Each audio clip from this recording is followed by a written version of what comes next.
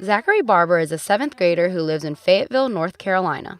He's taking a sexual education class in school, but once his aunt and guardian, Ruth Ann Chavis, mentioned the word sex, he left the room.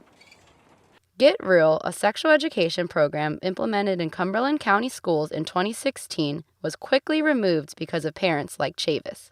I believe it's a parent's responsibility to teach sexual education, simply because my issue with having the school teach sex ed is that I think with the responsibility of teaching sexual education, there's a moral that goes with it. Director of the NC Youth Initiative, Tanya Espino, says that's exactly what the program is designed to do. And one of the things that it really focuses on is parents are the best educator for their children.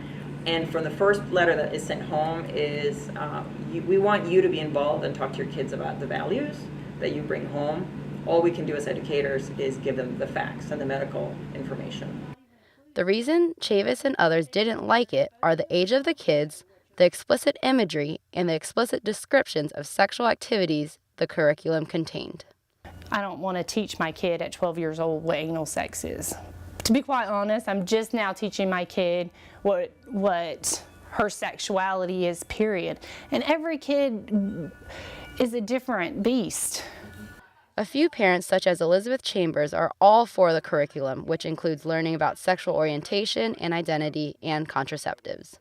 I think the more that we can educate them on safe practices and, the reality of it, so they're not just seeing the gross stuff that you can Google.